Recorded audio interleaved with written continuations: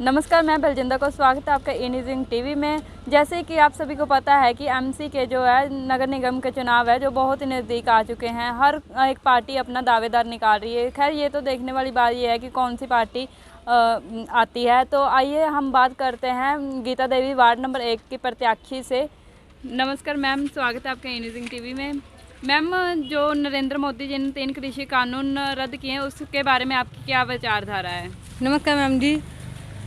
जो 3 कृषि कानून बिल मोदी जी ने रद्द किए हैं वो एक बुराई पे अच्छाई की जीत हुई है, लेकिन किसान अभी भी पूरी तरह सहमत नहीं है क्योंकि मोदी जी ने उनको अभी लिखित में नहीं दिया है। सबसे पहले वो चाहते हैं जो लगभग 800 किसान मजदूर शहीद हुए हैं उनको शहीदी का दर्जा दिया जाना चाहिए। उसके बाद हर किसान को जो शहीद हुआ उनको हर परिवार में उनको मुआवजा मिलना चाहिए। और किसानों का कहना है कि उनके परिवार में हर एक मेंबर को जो शहीद हुए हैं उनको एक सरकारी नौकरी मिलनी चाहिए और उनके ऊपर जो नाजायज़ पर्चे हुए हैं वो पर्चे वापस लें क्योंकि किसान लोग कोई लिखित में कोई पर्चा लेकर नहीं गए थे। धन्यवाद। भूपिंदर जी, जैसे कि आपके पैम्पलेट में देख सकती हूँ कि आपके पैम्पलेट पे जो है वार्ड की सभी सड़कों और गलियों को साफ़ सुथरा तथा पक्का कराया जाएगा। पुराने राशन कार्ड सिस्टम फिर से लागू कराए जाएंगे और बाकी के आप मुद्दे हमारे स्क्रीन पे देख सकते हैं। इसके बारे में आपका क्या कहना है? नमस्कार बलजिंदर जी, ई न्यूज़िंग के माध्यम से मैं ये कहना चाहता हूँ, वार्ड में बहुत समस्याएं हैं। बीजेपी के शासनकाल में इतनी समस्याएं आई हैं लोगों को। आप सबसे पहला उदाहरण ये देख सकते हैं, चंडीगढ़ सिटी ब्यूटीफुल के नाम से जाना जाता था, आज 66वीं रैंकिंग पे जा रहा है। ठीक है, तो मुद्दे तो बहुत हैं। अब मैं अपने जो हमने पर्चा छपाया है इसके अंदर हम अपने वार्ड के मुद्दों की ही बात कर रहे हैं। तो वार्ड के मुद्दों में मैं सबसे पहले गिनाऊंगा कि भाई सड़कें खस्ता हाल हैं। ठीक है, हम उन सड़कों को रीकारपेटिंग कराएंगे, साथ में पक्का कराएंगे, गलियों को भी पक्का कराएंगे। ठीक, स्वच्छता का पूरा ध्यान रखेंगे, साफ़ सफाई का पूरा ध्यान रखेंगे। और अभी आपने मैम बोला, जैसे अपना हमारा मैनिफेस्टो पढ़ के बोला कि भाई पुराने राशन कार्ड सिस्टम को चालू कराएंगे। मैंने काफ़ी टाइम से देख रहा हूँ कि लोगों के राशन कार्ड कट चुके हैं, जो एक्चुअल में जिसको ज़रूरत है राशन की, राशन कार्ड कट गए हैं उनके।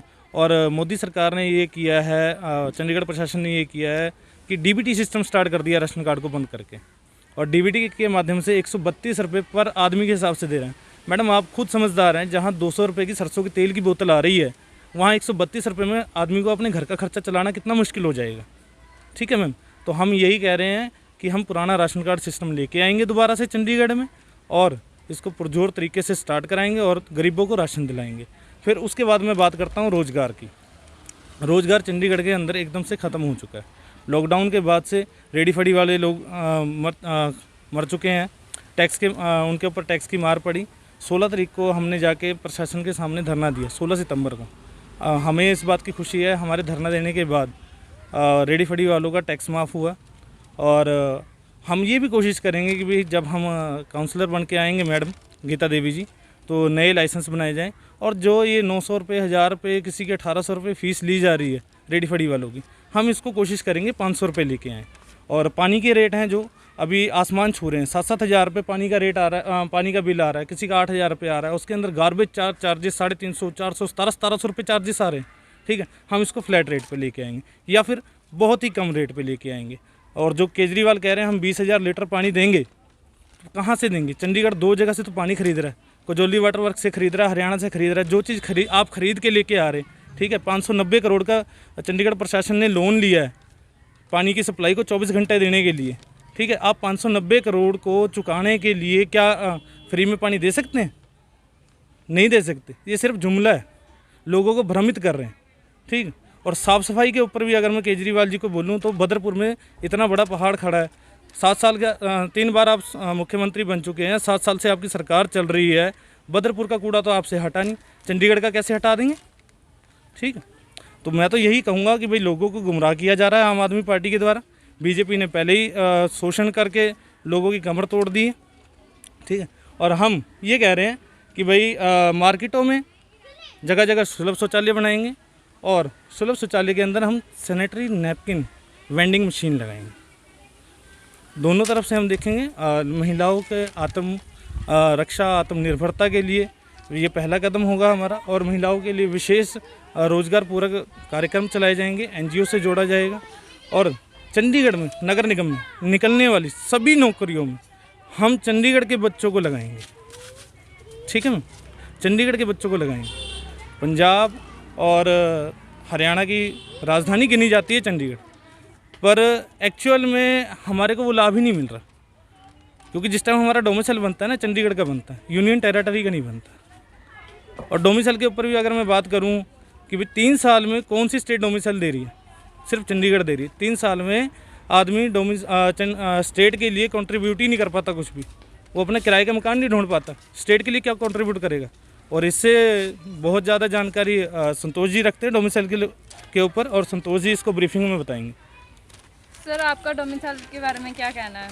डोमिसाइल तो देखो जी, जैसे कि हमने किरण खैर जी को इसके ऊपर हमने एक बार उनको एमपी भी बनाया है। आपने शायद देखा होगा पिछले इलेक्शन में उनकी 2 मिनट की वीडियो भी वायरल हुई थी कि जब वो एज ए एमपी बन के आएंगी तो हमें डोमिसाइल मिलेगा। इस पे वर्डिक्ट जो आया वो 2019 में आया पंजाब हरियाणा हाई कोर्ट का, और जो डोमिसाइल की रूपरेखा तैयार की गई है, जो भी इसकी ड्राफ्टिंग की गई है, मुझे नहीं पता किस वकील ने हमारे को यहाँ पे रिप्रेजेंट किया था एज अ स्टेट की तरफ से, उसमें जो दी गई है हाई कोर्ट ने जो उसमें जजमेंट सुनाया, उसमें 3 साल की हमको डोमिसाइल की, आप 3 साल के रहवासी होने चाहिए। आधार कार्ड आपका अगर चंडीगढ़ का तो भी डोमिसाइल अप्लाई कर सकते हो, बिजली का बिल है तो भी आधार कार्ड आप अप्लाई कर सकते हो, पैन कार्ड हो तो भी अप्लाई कर सकते हो। बट अगर आप यही डोमिसाइल की रूपरेखा आपकी नियर अबाउट स्टेट का होता है, क्योंकि जो आपका बच्चा होता है वो नियर अबाउट स्टेट में जाता है नौकरी करने के लिए। आपको पता होगा हरियाणा सरकार ने जो रिजर्वेशन का जो कानून है वो तो पास कर चुकी थी, इसका जो अप्लाई होना है वो 15 जनवरी 2022 से ये हरियाणा में अप्लाई हो जाएगा। 75% रिजर्वेशन प्राइवेट सेक्टर में भी है, गवर्नमेंट सेक्टर में भी है। दूसरी बात है, आप अभी देख ही रहे हो, लखा सिधाना जी ने पंजाब में ये मांग उठाई थी, और चन्नी साहब नए सीएम हैं, उन्होंने तो लोगों को खुश करने के लिए कैबिनेट में ये मुद्दा उठा भी दिया है, बिल भी चला गया है। वहाँ पे भी मेरे ख्याल से 75 से 80% रिजर्वेशन पंजाबी लोकल कैंडिडेट के लिए हो जाएगा। चलिए इसकी भी बात मान लेते हैं। अब हम चंडीगढ़ की बात करते हैं। चंडीगढ़ जब ये स्टेट बना था, इसमें 2 जगह का लैंड यूज़ हुआ। थोड़ा सा लैंड जो है हरियाणा का यूज़ हुआ, बाकी का सारा जो लैंड है वो पंजाब का हुआ। तो मुझे नहीं पता सरकार ने उस वक्त के कितने लोग जो थे जिन्होंने दूर तक की सोची कि उन्होंने नौकरियां 2 हिस्सों में बांट दी, 60% पंजाब को दे दी, 40% आपको जो है हरियाणा को दे दी। अभी मैं लेटेस्ट बताऊं तो 1300 कांस्टेबल लेडी कांस्टेबल भर्ती हुई हैं हरियाणा चंडीगढ़ पुलिस में, सारी हरियाणा की। एक लेडी कांस्टेबल जो है चंडीगढ़ की नहीं है। ऐसा क्यों? भेदभाव क्यों? क्योंकि हमारी लड़कियाँ क्या इतनी सक्षम नहीं है, क्या इतनी रूप से जागरूक है? हमारे यहाँ का बच्चा डिफेंस की तैयारी कर रहा है ना, तो हमारा बच्चा फौज में जाने के लिए तैयारी कर रहा है, पर चंडीगढ़ पुलिस में क्यों नहीं अप्लाई? क्योंकि उसका फॉर्म ही रिजेक्ट कर दिया जाता है, फर्स्ट ऑफ ऑल। दूसरी बात है, हमारे यहाँ सबसे ज़्यादा ऑफिस कौन से हैं? पंजाब के, हरियाणा के फैक्ट्री। दूसरा है जो हमारे को सेंट्रल गवर्नमेंट। अब मैं कभी लोगों से बात भी करता हूँ और पार्टी से भी, काफ़ी जो मेरे मित्र जो टीचर हैं वो हरियाणा से आए हैं, तो वो बात करते हैं कि हमारी तो कैपिटल है चंडीगढ़। तो मैंने उनसे बोला कि देखिए, हम चीज़ों को अगर मैं एक कमरे की तरह देखूँ चंडीगढ़ को, हम सिर्फ इसमें लोगों को घुसा रहे हैं नौकरी के लिए, पर इसमें बाहर निकलने का दूसरा दरवाज़ा नहीं है। मतलब यहाँ का जो बच्चा पैदा हुआ वो कहाँ नौकरी करेगा? मान लीजिए जो चंडीगढ़ में आए हैं, यूपी से आ गए, बिहार से आ गए, उत्तराखंड से आ गए, हिमाचल से आ गए, जो यहाँ पे 12 से 15 साल से रह रहे हैं, उनका जो बच्चा यहाँ पैदा हुआ उसका तो डोमिसाइल चंडीगढ़ का है। फिर आप ये देख लीजिए, आपके डबल डोमिसाइल है। हरियाणा का जो भी कर्मचारी है उसका डेपुटेशन अगर चंडीगढ़ हो जाता है, वो चंडीगढ़ आता है, चंडीगढ़ में हरियाणा के क्वार्टर्स ले लेता है, उसके बाद वो अपना पैन कार्ड चेंज करा लेता है, आधार कार्ड चेंज करा लेता है, 1 महीने के अंदर हो जाता है। फिर आप क्या करते हो? आप यहाँ का फिर डोमिसाइल अप्लाई कर देते हो। वो बच्चा यहाँ पे भी नौकरी अप्लाई कर सकता है, हरियाणा में भी कर सकता है, पर आपका बच्चा हरियाणा में नहीं कर सकता। तो मेरा कहने का मतलब है कि चंडीगढ़ में आज के टाइम पे अगर हम पॉपुलेशन को देखें, ना करते हुए भी तो लाख से ऊपर का जो कैंडिडेट होगा वो इस वक्त ग्रेजुएट है, MA। आपको 22 सेक्टर ले चलूँगा मैं, आप चलिएगा। मैं सभी न्यूज़ चैनल को करता हूँ, सभी ऑल पार्टियों को मैं इन्वाइट करता हूँ, आप चलिए 22 सेक्टर घुमाता हूँ। ग्रेजुएट, पोस्ट ग्रेजुएट बच्चा 7-7 हज़ार में नौकरी कर रहा है, मोबाइल बेच रहा है। मेरे साथ का मित्र 70% लेके आने वाला आज ना 7 हज़ार में मोबाइल बेच रहा है। आइए, ओप्पो का फ़ोन ले लीजिए, वीवो का फ़ोन लीजिए। नगर निगम ने क्या किया? हमने तो पहले बोला, मैंने उस दिन 16 तारीख को जब हमने घेराव किया था, 16 सितंबर को नगर निगम में मैंने मैडम से भी कहा था, पहली बात है हमारे यहाँ पे जो अधिकारी आ रहे हैं वो डेपुटेशन पे आ रहे हैं, तो मर्म नहीं जानते। समझ ले ना, कहते हैं ना सौतेली माँ कभी बच्चों को प्यार नहीं कर सकती, तो जो डेपुटेशन के अधिकारी हैं वो सौतेली माँ की तरह हैं यहाँ पे। वो हमारे से कैसे प्यार करेंगे? मैं अपनी पढ़ाई कर चुका हूँ, ठीक है, मेरे को नौकरी नहीं मिली, मैंने हरियाणा में 6 बार अप्लाई किया, 6 बार रिजेक्ट हुआ, डोमिसाइल नहीं है, ठीक है ना। तो मेरे कहने का मतलब पहले तो हम डोमिसाइल को आफ्टर द इलेक्शन हम डोमिसाइल को जो है वो सुप्रीम कोर्ट में चैलेंज करेंगे, हमारी पार्टी करेगी, ठीक है, हम लोग भी करेंगे। यहाँ के युवाओं का मैं इतना हजूम खड़ा कर दूंगा, आप देखिएगा आने वाले समय में कि यहाँ के हाँ रोज़गार के लिए अभी तो उनको ये पता है वो बेरोज़गार है, उनको ये नहीं पता बेरोज़गार क्यों है। सरकार की भ्रष्ट नीतियों की वजह से वो बेरोज़गार है। एक स्टेट को खुश करने के लिए हमने किया है ये चीज़ें।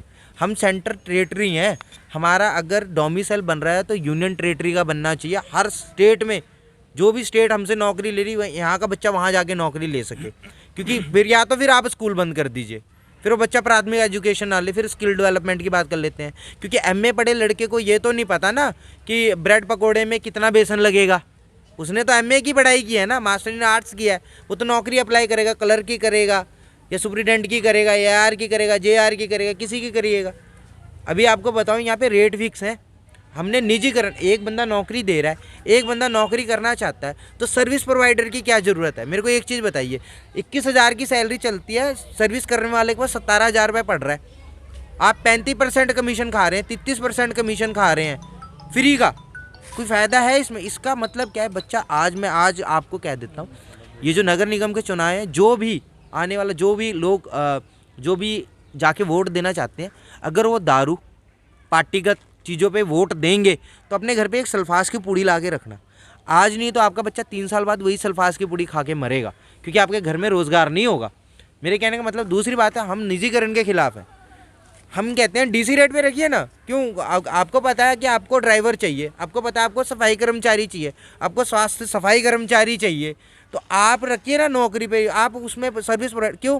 कि कमीशन तय है मैडम, सबका कमीशन तय है, किस कलर की टेबल पे कितना जाएगा, किस ऑफिसर की जेब में कितना जाएगा, वो सर्विस प्रोवाइडर ठेकेदार ने पहले तय किया हुआ है। हमने तो नाक में दम कर देंगे आने वाले टाइम में, यहाँ पे ना 10,000 से 15,000 बच्चा रोड पे उतार दूंगा बीजेपी की, तो नाक में दम कर दूंगा मैं। कोई भी रूलिंग पार्टी आएगी, कोई भी रूलिंग पार्टी आए, चाहे वो कांग्रेस आए, चाहे आम आदमी पार्टी आए, चाहे बीजेपी आए, आप पहले रोज़गार की बात करिए। दूसरी बात है, हमारे पास हमने ज़मीनें सबको अक्वायर कर दी हैं। बीजेपी के 2 दफ्तर है इस वक्त चंडीगढ़ में ऑफिस के नाम पे, ठीक है, कांग्रेस के भी 2 हैं। आपने किसी पार्टी के देखे हैं 2 दफ्तर 16 किलोमीटर के दायरे में? हमारे के पास 7 से 8 5 स्टार होटल हैं। हम कोई हिल स्टेशन नहीं है कि हमारे को 8 5 स्टार होटल की ज़रूरत पड़े। आप 35 की बेल्ट उठा लीजिए, 43 की बेल्ट उठा लीजिए, पूरा होटल से भरा हुआ है। क्यों? क्योंकि हमें इंडस्ट्री क्यों नहीं दी गई? अभी ललित बना हुआ है, आप मनी बाजार जाइएगा, ठीक है ना, जहाँ पे एमएनसी अपना आईटी पार्क के सामने ललित बना हुआ है, उसमें आपको ना 20 कमरे नहीं बुक मिलेंगे पूरे के पूरे, पर वो 5 स्टार होटल। वहाँ पे क्या हम इंडस्ट्री नहीं लगा सकते थे, लघु उद्योग? हम सैनिटरी नैपकिन बांटने की बात क्यों कर रहे हैं? एडमिनिस्ट्रेशन दे सकता है। मान लीजिए कोई गरीब महिला अगर रोड पे चल रही है, मार्केट में घूम रही है, नेचर कॉल आ जाता है, कोई दिक्कत नहीं है, पर हमारे को क्या वेंडिंग मशीनें नहीं लगानी चाहिए? स्कूलों में लगानी चाहिए, हमारी बच्चियाँ पढ़ती हैं वहाँ पर, समझ रहे हैं ना? अगर हम गंदा कपड़ा यूज़ करें या कपड़े को बार बार धो के यूज़ करते, वो हाइजीन का उसमें सवाल है। दूसरी बात है, अगर हम सैनिटरी नैपकिन बांटने की बात करें तो उसके लिए लघु उद्योग चाहिए। हम छोटी छोटी इंडस्ट्री लगाएंगे ना, ये सैनिटरी नैपकिन चंडीगढ़ खुद बनाएगा, चंडीगढ़ खुद बांटेगा, ठीक है। दूसरी बात है, हमने रोज़गार उत्पन्न करने की बात की है। हमने क्या किया है? आम आदमी पार्टी कह रही है हम फ्री में पार्किंग देंगे। कैसे फ्री में पार्किंग दोगे आप? फ्री पार्किंग का तो मुद्दा ही नहीं है आपका। पहली बात है, आपकी जो मार्केट है, आप फ्री पार्किंग दे दोगे तो उसमें सिक्योरिटी इंक्लूड है। जब आपने फ्री पार्किंग दे दी, इंसान जो है उसको कहते हैं सोशल एनिमल, वो जानवर है, वो गाड़ी कहीं पे भी कैसे भी पार्क कर देगा। जो गाड़ी डैमेज होगी, ये गाड़ी का रख रखाव कौन देखेगा?